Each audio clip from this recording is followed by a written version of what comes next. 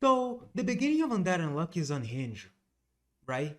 Literally, the first thing that happens is the protagonist trying to die because of her powers, followed by a double-page color spread of her being groped by the main male lead. Hell, she almost gets molested on the second chapter. But why? Chances are you never actually read Undead Unluck, even if you're already into Shonen Jump manga or listening to podcasts around it. But even if you just have a passing understanding of its premise, you probably already encounter people trying to soften the blow, telling you to push past such things if you want to enjoy the series, the things that I talk about in the opening.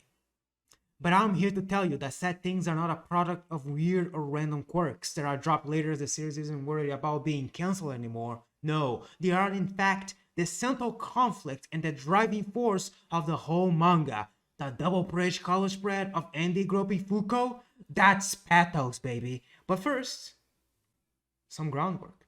Let's talk about something a little lighter than casual sexual assault. And let's talk about another Jump series, Jujutsu Kaisen.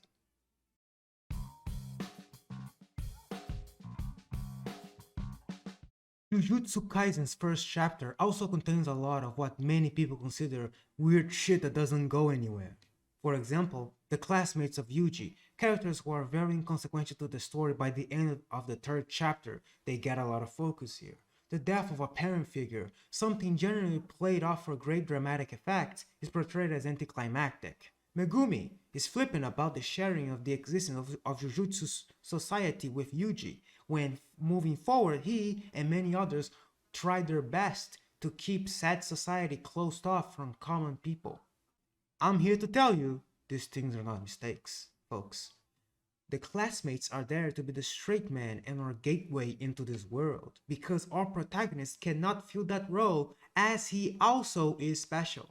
Therefore, he is introduced by a commoner's eye. This is very, very, very basic. This is very, very common too. That was the point. Yuji's granddad having an anticlimactic death that somehow still impacted Yuji greatly and felt to him complete, and is therefore the basis of his entire ideology, is not random or weird. It's the entire point. Megumi and sorcerers in general being extremely protective of their society, but Megumi being ready to throw it all away just to get Sukuna's finger is not random. He would then spend several arcs learning to not sacrifice as much, to not put as much on the table as easily, as quickly.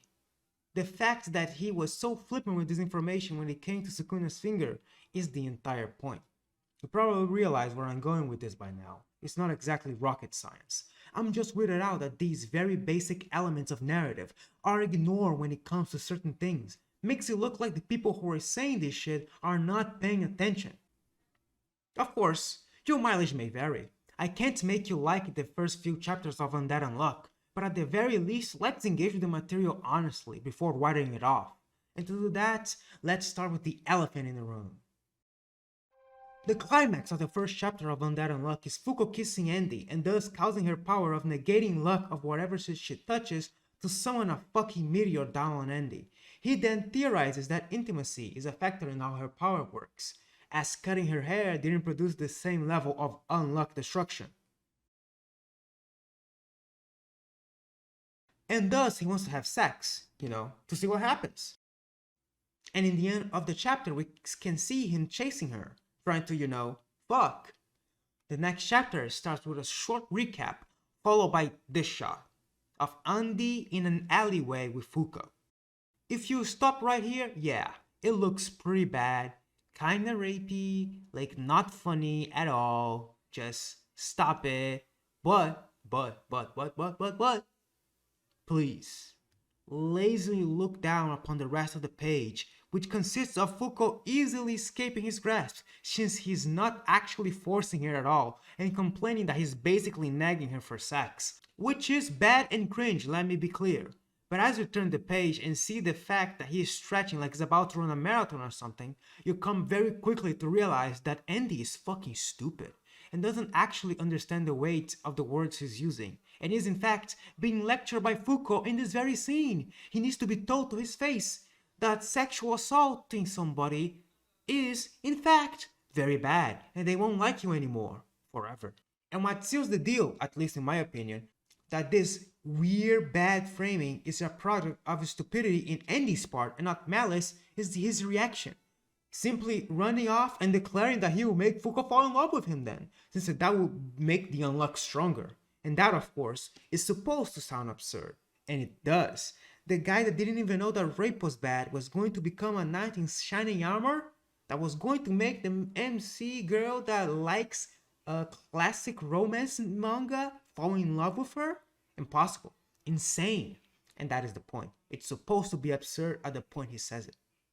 The fact that Andy starts off in chapter 2 almost raping Fuko, and by the end of the series, they are in a strong, caring, mutually loving relationship, isn't a mistake or random. You're not supposed to forget that. You're supposed to keep it in the back of your mind, because that progression from point A to point B, that's the entire point. That's the entire point of the story. The emotional core of the narrative, man.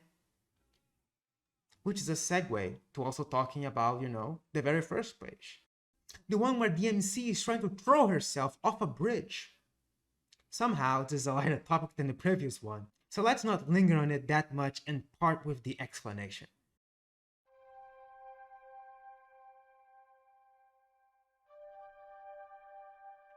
Simply put, despite the fact that having the powers of a negator are cool and very anime, they suck. Like, having them is ass, especially due to the fact they can be granted to anybody at random as soon as the previous holder of said negator ability dies.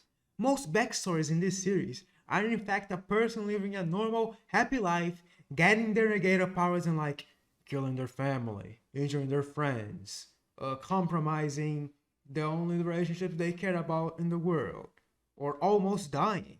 Sometimes a combination of those.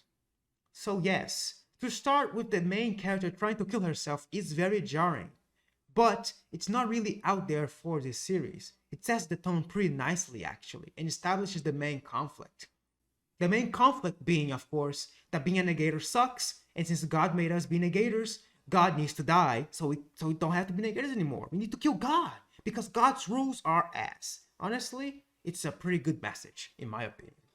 And it's really just that simple point that I wanted to make, man.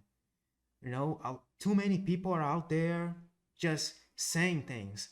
Words, no rhyme or reason. They're just words and lines, and I don't like that. I try to at least have a method to the madness, And that's really the point I wanted to make. Like and subscribe, etc. and so forth. Thank you very much for watching, and see you next time.